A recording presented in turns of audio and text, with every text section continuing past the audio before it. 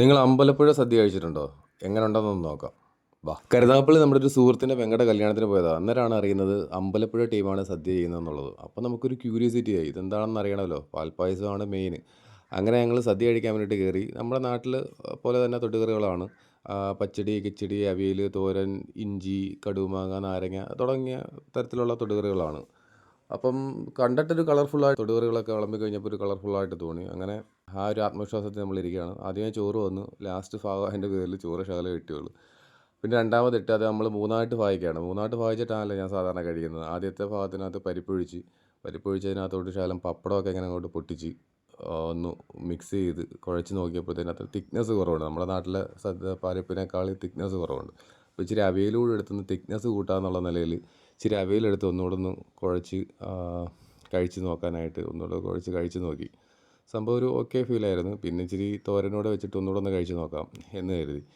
സത്യം പറഞ്ഞാൽ എനിക്ക് പരിപ്പ് അങ്ങോട്ട് ഇഷ്ടപ്പെട്ടില്ല. പലർക്കും ഇഷ്ടപ്പെട്ടിട്ടുണ്ടാവും. ഞാൻ എൻ്റെ കാര്യമാണ് പറഞ്ഞത്. പിന്നെ രണ്ടാമതായിട്ട് ആ ചോറിൻ്റെ കുറച്ച് ഭാഗം രണ്ടാമത്തെ പാർട്ട് അങ്ങോട്ട് നീക്കി വെച്ചിട്ട് സാമ്പാറിന് വേണ്ടിയിട്ട് വെയിറ്റ് ചെയ്തു.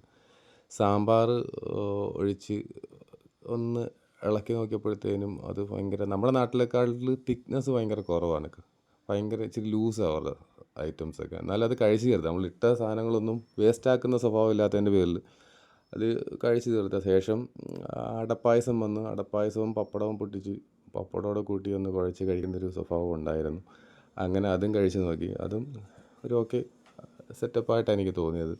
കുറച്ചുകൂടെ പാല് ചേർന്നാൽ കൊള്ളായിരുന്നുണ്ട്. അതിൻ്റെ കളർ കാണുമ്പോൾ അറിയാം പാല് വളരെ കുറഞ്ഞു പോയതുപോലെ തോന്നി.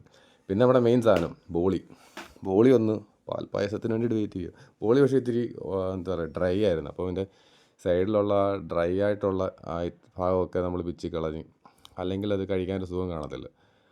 ബോളി എപ്പോഴും സോഫ്റ്റ് ആയിരിക്കണമല്ലോ. അപ്പോൾ അവർ അത്രയും ദൂരം വന്ന് ചെയ്ത് അല്ലെങ്കിൽ കൊണ്ടുവന്നതിൻ്റെ പേരിലായിരിക്കും. അങ്ങനെ സൈഡ് ഭാഗമൊക്കെ നമ്മൾ പിച്ചി കളഞ്ഞ് പാൽപ്പായസം ഒഴിച്ച് നമ്മുടെ ഐറ്റം വന്നു. ഈ ഒരു ഐറ്റം ഒരു രക്ഷയില്ലാത്ത സാധനമായിരുന്നു കേട്ടോ. പാൽപ്പായസം എന്ന് പറഞ്ഞാൽ അത് അമ്പലപ്പുഴ പാൽപ്പായസം എന്ന് നമുക്ക് പറയാം. അത്രയ്ക്ക് സൂപ്പറായിരുന്നത്. അത് നന്നായിട്ട് ആസ്വദിച്ച് കഴിച്ച് രണ്ടാമതൊക്കെ വാങ്ങിച്ച് കഴിച്ചിട്ടുണ്ടായിരുന്നത്. അതിനുശേഷം അതിനകത്ത് വേറൊരു പുതിയൊരു ഐറ്റം വന്നു. സംഭവം ഫ്രൂട്ട് സലാഡായിരുന്നു. അതിനകത്ത് ആവശ്യമില്ലാതെ കുറേ മുന്തിരി എന്ന് വെച്ചാൽ ഈ അരിയുള്ള മുന്തിരി ഭയങ്കര ബുദ്ധിമുട്ടാണ് അത് കഴിക്കാൻ. അതും അത്രയൊരു സുഖം എനിക്ക് തോന്നിയില്ല. പിന്നെ പുളിശ്ശേരി അടിപൊളി പുളിശ്ശേരിയായിരുന്നു. ലാസ്റ്റ് പുളിശ്ശേരിയും പച്ചമോരും കൂടെ കുടിച്ച് നമ്മൾ നമ്മുടെ പരിപാടി വൈൻഡപ്പ് ചെയ്യുകയുള്ളൂ. സദ്യ ഒരു ഓക്കെ സദ്യ എന്നേ പറയാൻ പറ്റത്തുള്ളൂ.